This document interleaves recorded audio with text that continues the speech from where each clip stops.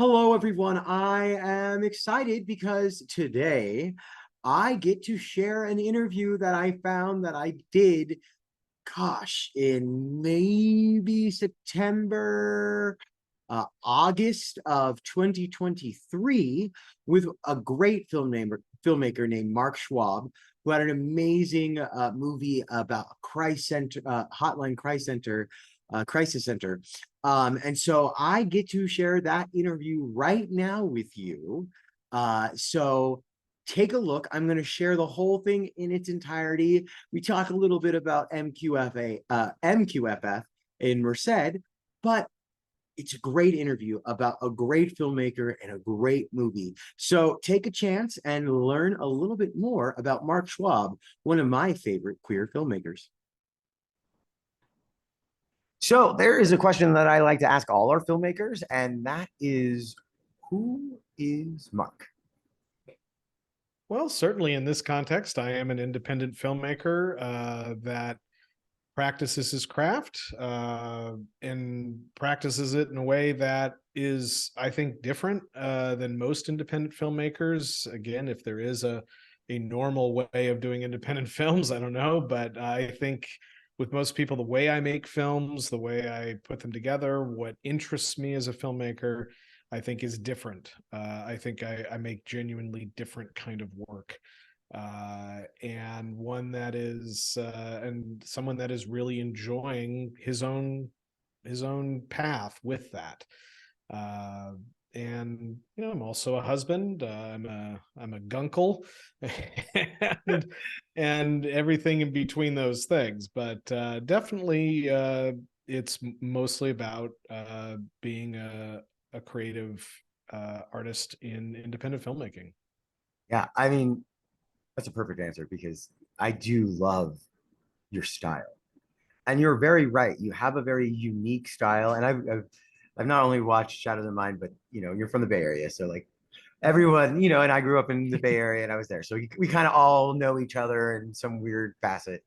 Um, but this film, first of all, very rarely that a queer thriller gets me, because usually I'm able to be like, I predict this is the end within the first 5 minutes, and then and my husband's like, God, why were you always right? Could not do that with your film, which made it so much fun to watch because I was just so intrigued with the acting. So I want to start with, first of all, your movie has a lot of dark tones, a lot of dark themes, but to me is a quintessential need for anyone who uh, is living self-discovery. And there are two films in this film festival this year that have to do with power plays and manipulation and someone kind of finding their sexual own and finding who they are as a person at the same time.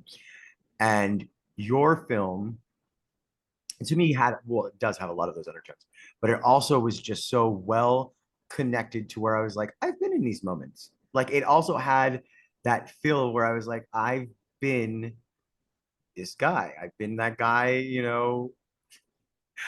I've been in these situations before. And there's some very interesting situations, but they are things that we don't talk. I know I talk to a little bit with my friends, but like we don't usually discuss this type of environment. But in Silicon Valley and in these places, the truth it is money has power and sex is crazy. And sex does draw from power. And and your film kind of in a very strong way puts that to someone's face. When you were writing this film,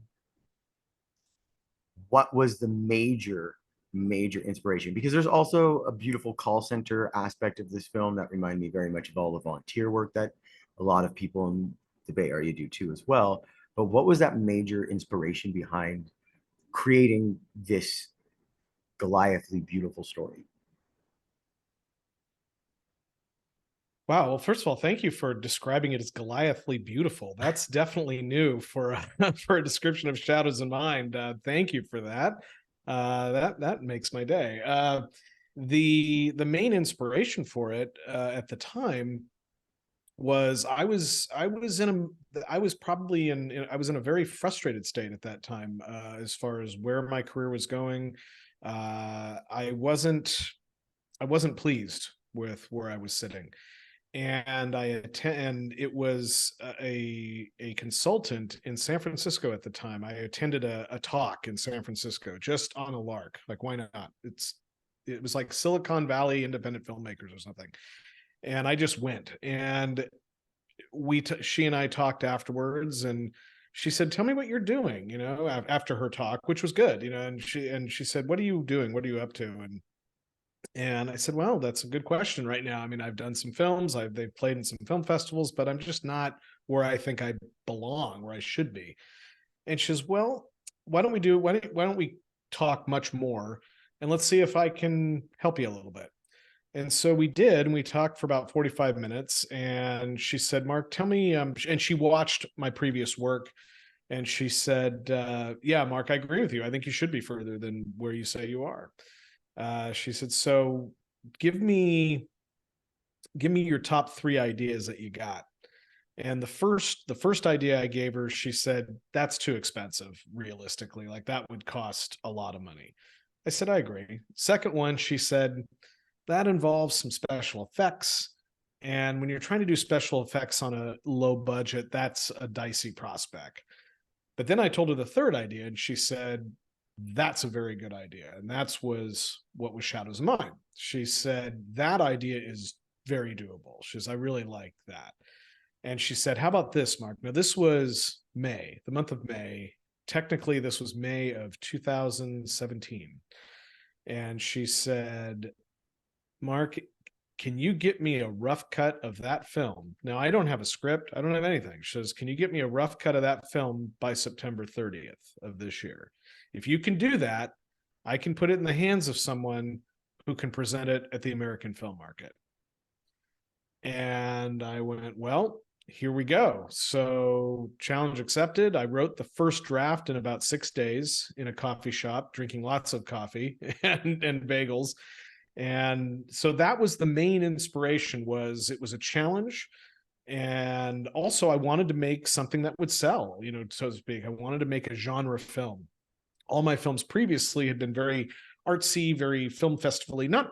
I'm proud of that work. I mean, I stand by it completely, but looking at it now, not very commercial. And this was my attempt at being commercial, you could say.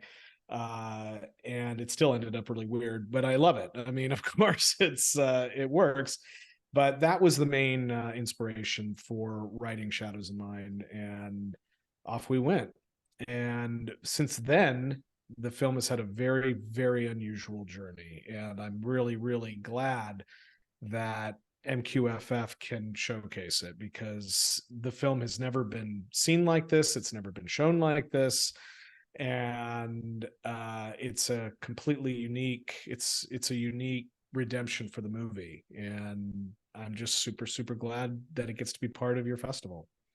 Yeah, I was really excited when I read the log line and everything before I watched the movie, because when people submit movies, I get emails to my phone, and we had a lot of submissions this year. So every once in a while, I would read the log line and I'd be like, "Oh, I can't wait to watch that one. I hope it's in my list of movies to watch." And and yours was one of them, mainly because I've done some call center work before. I've done, a lot of emotional work, and of course therapy and stuff like that. Um, and so like that aspect really drew me in. But what kept me so engaged was the performances. And you had some very creative angles that engaged me in a way that made this story, like I said, it just felt so natural. Um, for example, your use of stairs and hallways, Mm-hmm. great. Like it, and it's not just any specific stair or hallway, because you do it a couple times where you have this beautiful, like small, slender line, and you're forcing your actors next. It just like that, that stuff just gets me. I just like the cinematography. I'm like, "Oh, I love that. That's so pretty." And then the lights. But with something so dark and with something such with such a twist, how was casting for this? Because like You know, and I saw that you've worked with these characters. I mean, these characters. I saw that you worked with some of the actors before, in previous works, Actually, no. or the That whole production company did, right?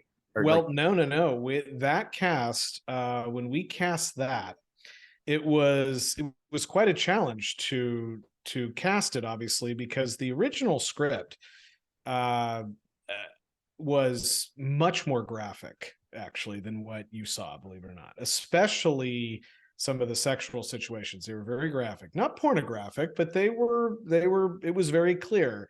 And so I needed to make sure I had actors that were comfortable enough to be in those situations and make a space where they would feel safe doing that, of course. And so all the actors were very aware that, there was going to be male sex scenes, there was going to be, intimacy, all of that stuff. And all the actors, and I used, for the first time, I used SF Casting, I used lacasting.com, and I got about 500 headshots for all of the parts, for the eight or nine parts that we had. And it was challenging finding them, but once I did, I was very, very clear with all of them that, this is what is part of it. And they were absolutely on board. No one was an issue. Uh, the last part I cast actually was Christian's part, the Danny lead. oh I yeah, was having the biggest trouble finding that person because originally Panosaklis applied to read for Danny. yeah. And Pano has a very extensive YouTube channel and a lot of YouTube followers and a lot of great videos. His YouTube channel is fantastic. And I said, and when I contacted Pano, I said, Pano, would you be willing to play Kyle? I said, I think you'd be much better as Kyle. And he was thrilled to do that. He said, absolutely. But I was really having trouble finding that guy who could really fit that innocent, but not bubble-headed. Yeah. Danny is innocent, but he's not naive to the gills at all. And Christian finally submitted. And when I talked to him, I said, this guy can do it. So he came on at the last minute. And it was also challenging because we shot it all up here in the South Bay. These folks were, almost all of them were from LA. And to get them up here, and we also shot it consecutively. So the part of Christian, he needed to be up here for 8 days, basically. And not many actors can just do that, can just take 8 straight days and be up here. And so everything really worked out well. Corey was, who played Simon, was from Vallejo. So that was doable, luckily. And Corey had done some work, but he hadn't done a starring role. So I was really glad to give him a starring role here because Corey is so good as Simon. I really love the work he did. And so just finding all those actors, they all came to me, basically, almost all of them.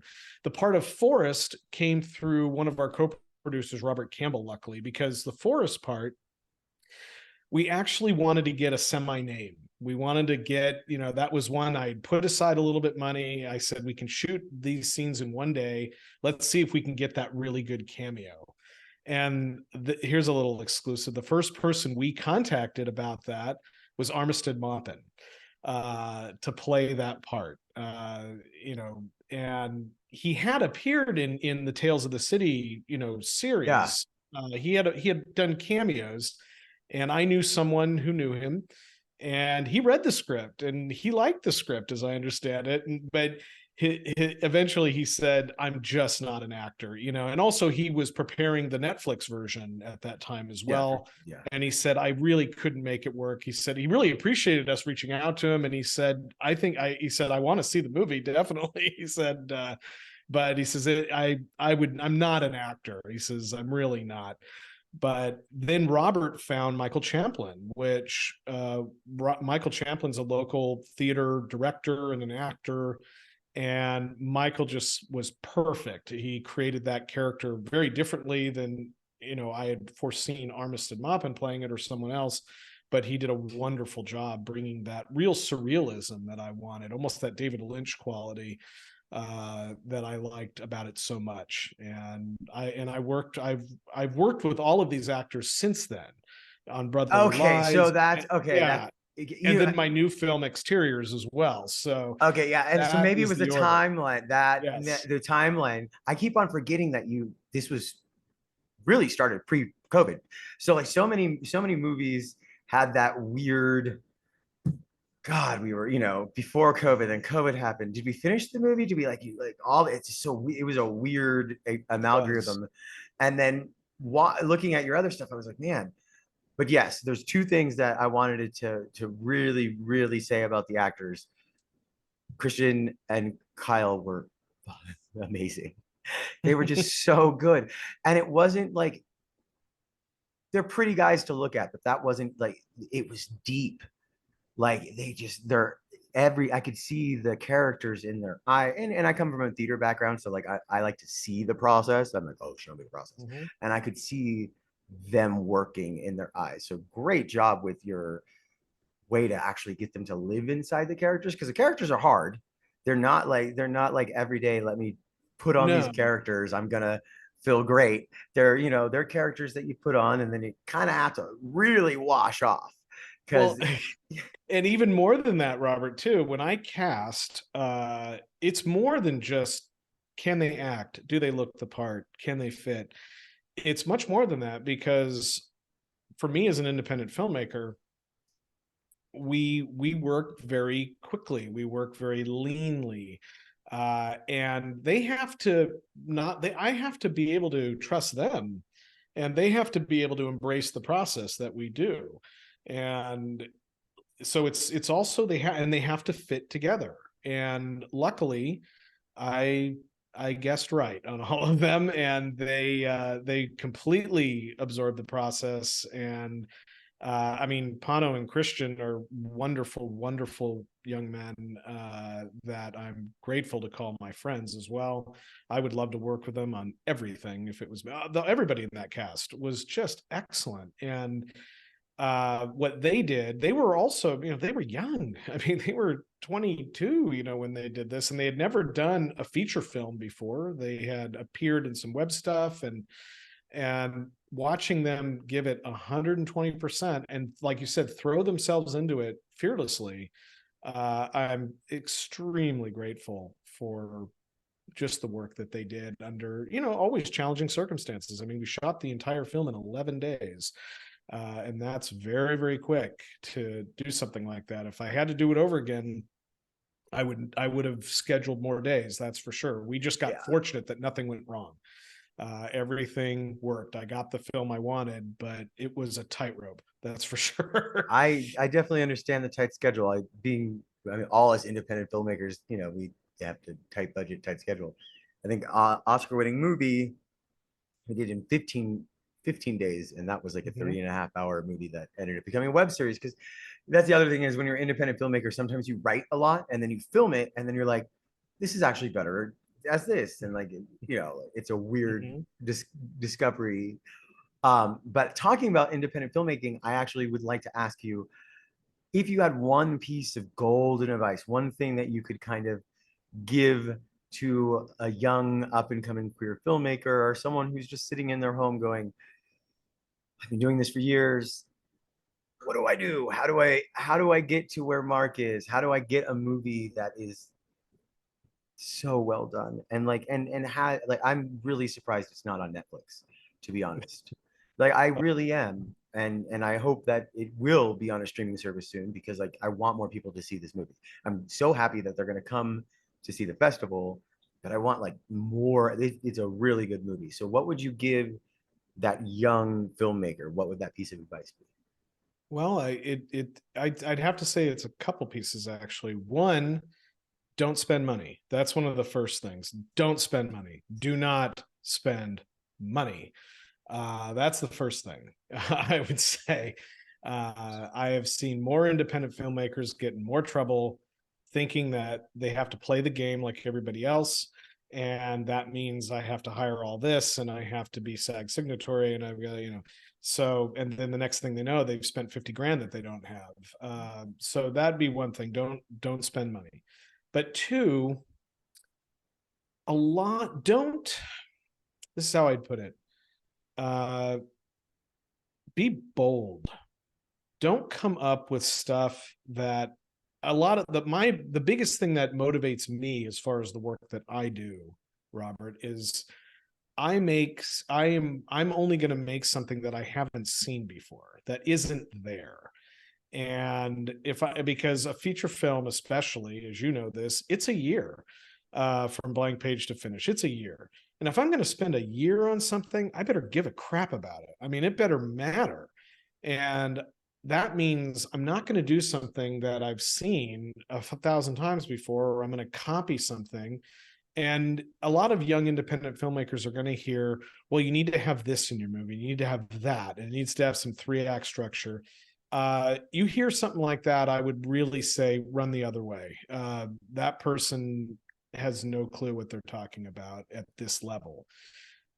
Go down that road if you're being hired by a studio and you've got all these executives providing notes, then fine, do what you need to do.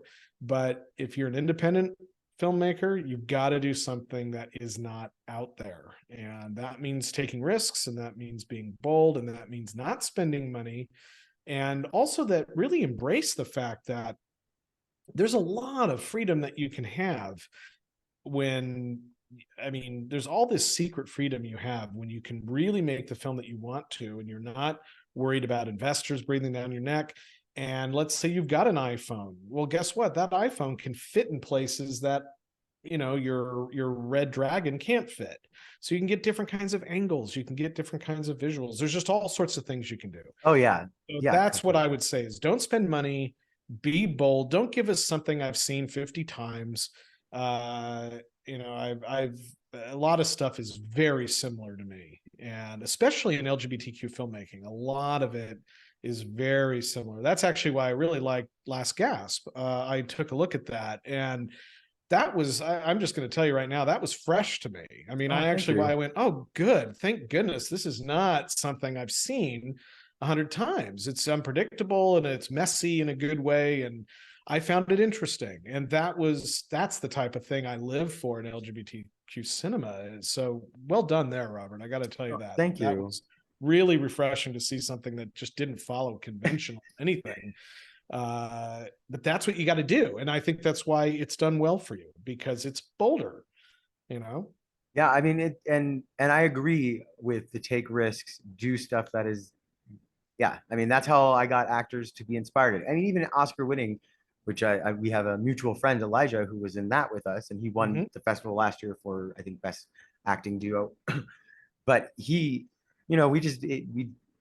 don't do normal things, like, because you're right. If you wanted to do something normal, it better have huge investors, and it better have a backing, and it better be Netflix. If you're letting someone tell you how to be an artist, you better be getting paid very, very well for it. But if you want, if you were the love of it, you need to be doing it. And Last Gasp, that's exactly what we did. We just wrote, we were honest, we got really good actors who said, let's do this, and we had fun, and we created art. And I feel like your actors weren't and here's the other thing, and I'll take this, I won't put this on you. I feel like actors today sometimes are looking for the fame instead of living in the role. And I feel like not one of your performers in your movie was acting for the camera. They were acting for the honesty of the role. And that's what made your movie scary to me. It made it enticing to me. And so I think, and I'm trying not to ruin it, because the end, just like me and my husband looked at each other and we went, no way. It was just so, it was mind blowing. But it really had that feel. And so I'm really glad that your actors jumped on board with that too. And I can't remember, is it Corey is his real name as the actor, or is it the character's name of the guy from the crisis center? Well, Corey Jackson plays Simon. Yes. Then Mike Mizwicki plays Curtis. Yes. And Yeah, it's interesting too, because people have told me, they've said, "Oh, I liked, how you had a diverse cast." And I said, I really didn't intend that. I really just picked the best actors. That really didn't go into anything specific. Uh, because that's another thing you'll hear a lot of. You'll hear a lot of people say, again, you got to check all these boxes, and Yeah. don't check boxes, don't chart chase, don't, at this level. I mean, take risks, be bold, don't put something out that we don't need any more of that. I mean, I'll see something and I'll go, okay, well, it's fine, but we don't need, do we need more of that? No, we've got 15 other shows that are doing exactly that. Yeah.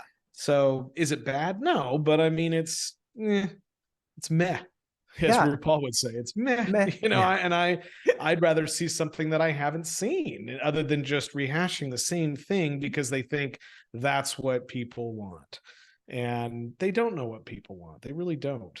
But I also think that your movie just spoke to where you were filming. Like, I mean, like, yes, it was diverse, but it was also like, just like that's what we get in Cal. Those are the actors that we have. Like, the best actor is going to get the role. I mean, yeah, I was very, very excited about the diversity in it because it just felt natural. But then it was also Silicon Valley, so like that's just natural for me. So I didn't like overthink that. But I know that that has definitely been a big thing in a lot of casting, which is, and I feel in some of the bigger projects has hurt against them. Like it has definitely hurt against them by not being true to like what they need to do to tell the story. And not every Yeah. story is a diverse story. And like, Checking boxes, and it comes exactly. through on film. And I mean, it actually wasn't I mean, my entire crew came up from LA basically. Dante Yor, who deserves a lot of credit, especially if you liked a lot of the compositions and a lot of the lighting. Dante, I was so lucky to get him and his crew. And this is another thing I would tell independent filmmakers. This is also really important. Dante had an extensive resume. And when I looked at the stuff he had worked on, I remember thinking, there's no way I can afford this guy. I mean, no way. But I had to try. And I had a very limited dollar amount that I could pay for the crew. And when I talked to Dante, and I gave him the number, he said, that's fine. And I was shocked. I went, what? I mean, because him and his crew, I thought, made very little money, so to speak. And I asked Dante, I said, Dante, why did you, I'm so grateful that you did this. And he said, oh, it was finally a script that I liked. Yep. He said, so much of the scripts I get are just blah, they're garbage. He said, but this one, he said, when I read it, I could see it. I could see the shots so clearly. And I just had to be a part of that. So if you write something that works, and you can attract very, very high talent for much less. And we took care of them, of course. I mean, we took care of all their travel, we took care of their housing and their food, but we were just really fortunate that Dante believed in the project to bring his crew, and they were all just excellent people.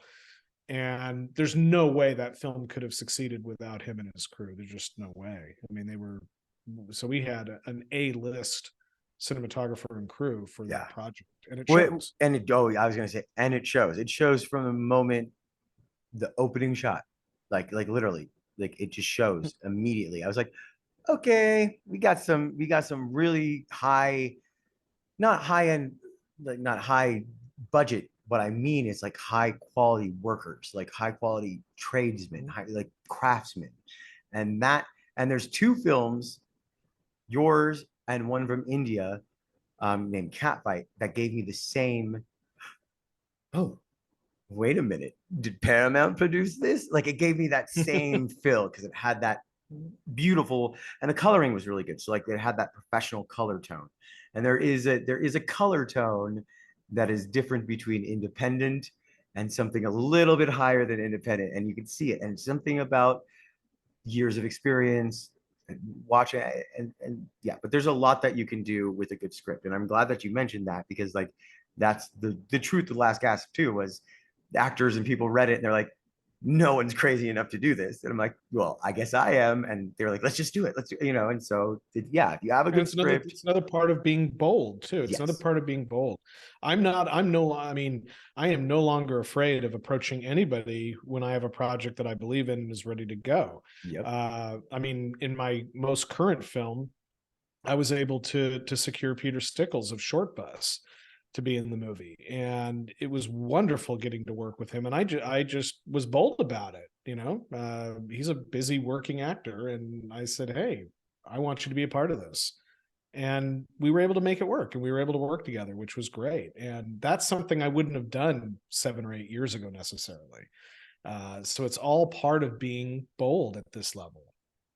All they can do is say no. It's the worst thing that can happen. So you mentioned that the film has really hasn't been viewed, or it really hasn't been screened at film festivals like this, like because we're having a film screening. Um, but I also know from doing research like on IMDb and other things, this film was originally called Call Center. Like how, like, is this one of You those? want the story? I You're ready want for the, the I'm story? ready for the story. All I right, went here's there, the Mark. story. So the story was we ended up not being taken to the American film market really. And skip forward slightly to 2018, and I had cut a trailer to the film that was on IMDb, and we got contacted by 3 distributors who were interested in it based on that trailer. 2 of them were very, very small distributors that were more like aggregators. They weren't really distributors. But then the third one was a real distributor. And they were pretty big, especially they had a pretty big catalog. Some of their catalog had big name stars in it. And we said, wow, well, this is interesting. But we noticed that the product that this distributor put out didn't fit our film. And I talked to the CEO of this distribution company and I said, why this? I said, I've been studying your catalog and our film doesn't fit. And he told me, well, we want to branch out. We want to create a new division that deals with more high-end artistic films. And we want yours to be the first one. And we said, wow, well, that's interesting. And then they sent us a contract and our legal people looked over it and it was a real contract. It wasn't crazy and made sense. And so we signed with them. And that's when the nightmare began. They did change the title, and that version of the film is different than this version. The version that will screen at MQFF is completely different color, completely different soundtrack, there's different edits, there's a whole different beginning. It's a different film. It really isn't what they were trying to distribute. And they changed the title to Crisis Hotline, and then they tried to market it as a slasher film, just a very simple slasher. And it's not. It's nothing like that. It's not a horror film necessarily. It has horrific things in it, but it's not a horror slasher movie. It's much more psychological. It's almost like Eyes Wide Shut, kind of. It's more like that. And so, of course, the horror blogs start picking it up and they rip it. They don't know what to make of this. It's not some horror film. They did some fancy art. They cut a different trailer for it, which they were all contractually allowed to do, by the way. They didn't, break the law. But very quickly, we realized that A, they weren't distributing it properly at all. And B, there were a lot of issues we never got our reports. It was just a lot of bad news. And so we said, enough of this. And we got the film back. We said, we're getting the film back. And luckily they gave it back to us without too much trouble. I mean, we had a lot of legal stuff at the ready in case they were going to make any trouble, but fortunately we didn't need to use it and we got the film back. And that's when we went back and completely redid the soundtrack. I completely redid the color. So I was glad you mentioned that. That took a lot of work to get the color exactly right. And especially with the soundtrack, the soundscape, I went back and re-edited it, put in the new beginning, just really revamped the entire thing. And this is the version I always meant to show. It's exactly where I want it. And when we originally, before we signed with that distributor, we entered the previous version into about 12 LGBTQ film festivals, flatly denied by all of them, didn't get into any. And a couple of a couple of gay friends of mine that I showed it to, they weren't really big on it. The gay audiences didn't really respond to it. They had all sorts of interesting criticisms, but now it's been just very, very satisfying for the redemption of it and the redistribution of it and getting it to screen publicly for the first time, because it never has. It's never screened publicly, and so now it gets to, and that's what's awesome about it. So that is kind of the quickly abridged story of this film. And again, I could write a whole book about that distribution thing. And that's another thing. You talk about another thing that I would tell independent filmmakers at this level: avoid distributors. Just avoid them. They're not going to be interested in your film. They're not going to be able to do much for your film. I point independent filmmakers now to Film Hub is where I point them, because that is, I think, absolutely the best platform right now for truly independent films. I mean, unless HBO Max is going to pick up your film, and they're not, it's much better to retain the rights yourself and retain the control. And Film Hub is a great place to do it. We've had a lot of success with that, so I would recommend that to them as well. I had a very similar situation with Last Gasp, where I was very close to signing that contract, and then they sent me some artwork of what they were thinking, which was the stupid decision on their end, because they should have never sent it to me first before I signed, because that was the moment when I was like, oh, you are literally taking all of my IP. And it was, I was like, nope, not enough money. It's not gonna happen. You're not a big enough streaming, it's not gonna happen. And the way I tell independent filmmakers, I say the only way I would even consider a distributor is give me money up front. Yep. Give me a check. And if you're not willing to do that, then you can't do anything that I can't do on my own. That's the other test that I always tell them to ask. What can you do that I can't do myself? And most of the time they can't. I said, the only thing you can do that I can't do myself is you can cut me a check to offset my production costs. And if you can do that, we'll talk. But they're not going to do that, because that's not how they make money. They make money with product and then giving you balance sheets showing whatever they want it to say, frankly. Yeah. And it's just not worth it. That's what I like about Film Hub. It's totally transparent. It's real time, and you actually get paid, which is nice. Which is hard in this industry. Yeah, and we know that a lot. You know, it's hard to raise money. It's hard for everything. This is gonna be an interesting question for you, because I'm wondering what your answer is gonna be. If there was one piece of moralistic advice, if there was one thing that if you were a fly on the wall inside the theater while your audience is watching the film, if there was one piece that you'd want them to leave with, what would that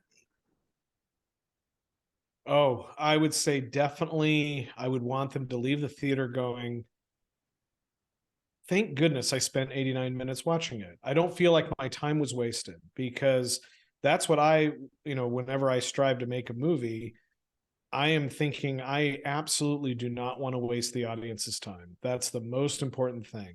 And that's also part of my motivation to make the films that I do. So that would be the one thing that I would want them to leave with was, I'm glad I took the time, 89 minutes, to watch Shadows in Mind. It was worth it. It was worth spending the 89 minutes. Yeah. That would be the biggest takeaway for me. Well, I've done it 3 times and it was worth it every time. So thank you. Thank you. Gosh, I mean, I love it when anybody watches my work. Anybody who takes the time to watch it means a great deal to me. And that's another thing I would tell independent filmmakers is it's very, very tough to get anybody to watch your stuff, and anyone who takes the time, be appreciative of it.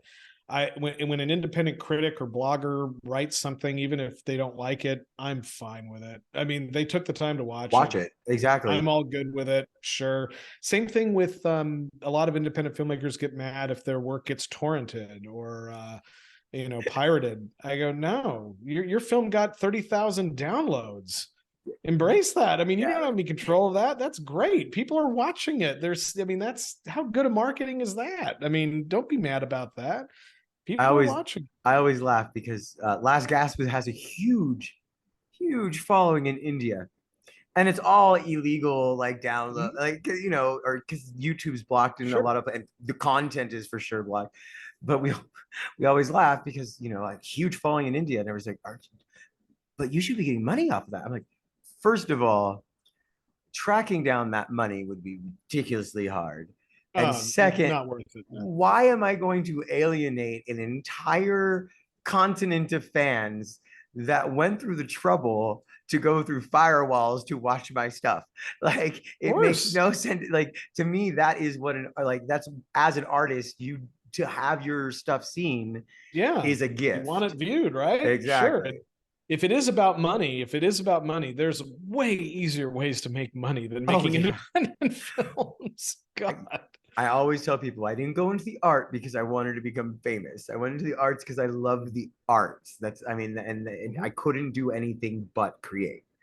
And then there was something interesting that you said about your film, and I was gonna make this point. Gay community did not really embrace this film in the beginning, and it didn't get into many queer film festivals. Got into zero, yeah. And I, of course, people look at our film festival and go, oh, wow, it's so diverse, so different. But it's also because I go bold like you do. And I try to find the films that I know people are scared to show. And Shadow in the Mind is one of those films that people could be scared to show. But I think most gay men don't like it because there's so much freaking honesty in it that we don't want it to be shown. And that's why I loved it. That's why I loved it. It's like one of those things like, thank you. Why are we going to hide something? Because when we hide behind this, it causes a lot of issues.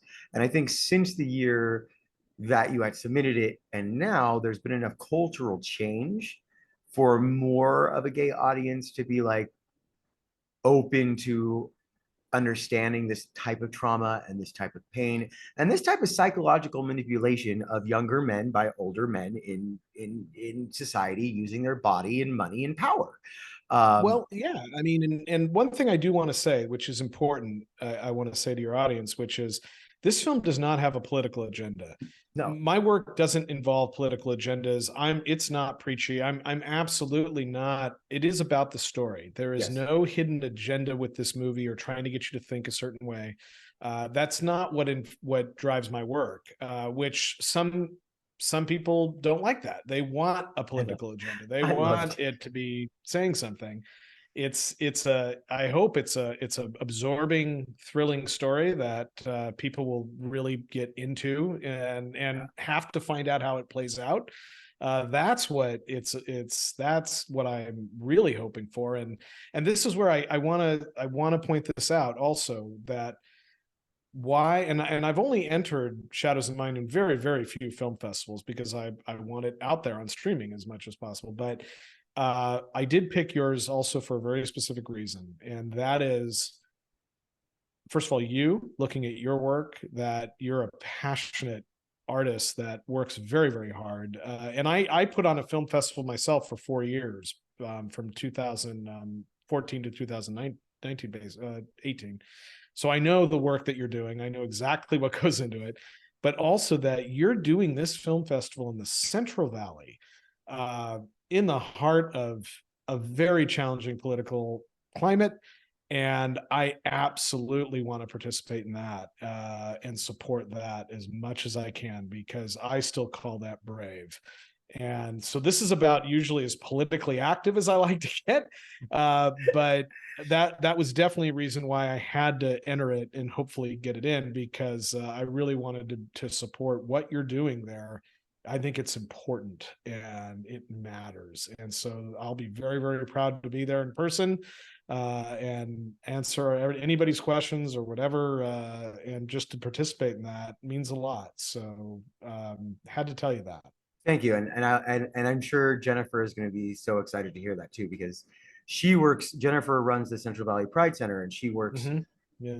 so hard to Central Valley is not an easy place, as we all know. No. It is not an easy place. When people think California, they think, oh, sunshine's, butterflies, and gay parades, and that is not necessarily the Central Valley. So there, thank you for that. But I also was going to say the one thing that I freaking loved was I did not feel like you were shoving a political agenda down my throat, which is fine because like queer cinema has a span of cinema, and political cinema, exactly, and political cinema is important. I did watch, I watched 90 something plus hours of film this year, and I would say 80 of them maybe were all about political stuff. And so when I got to certain films that I could just like watch and enjoy, and like your film was one of those. Gift of Fear was another one that was just, yes, it had a political tone because it was about the indigenous women, but it also was just, a good action movie.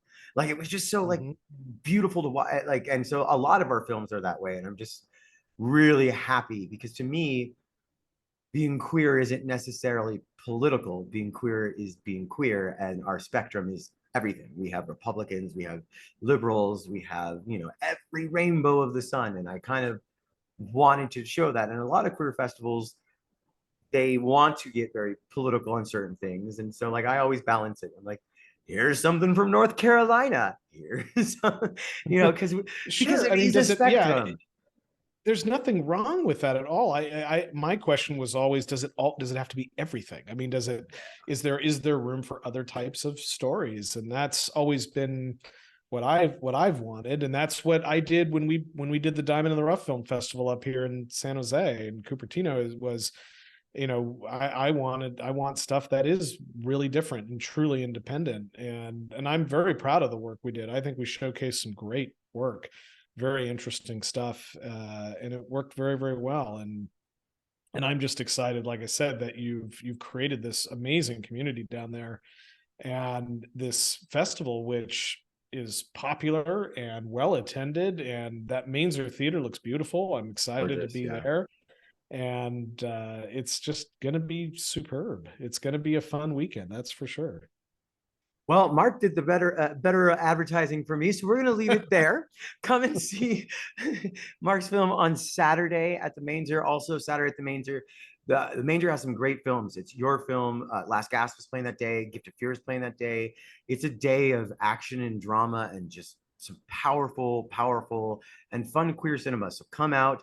The Mac is also playing some amazing films. Like I said, there is 25 hours film playing over 2 days. The whole thing will end with our culmination of our award show and our block party. Mark and his cast is nominated for numerous awards, and so you're gonna have a fun time at the award show as we all sit there going, "Who's gonna win?" And so we'll enjoy that. But thank you for coming out, everyone. Make sure you get your tickets. They're free. Another block is about to drop because we are almost completely out of the free tickets from the last block, which is nice. So we just have to do some more capacity checks, but check our website, make sure you're looking, there's a ticket counter, and get your tickets before they go. Thank you, everyone. Have a great night. This is MQFF News. Bye.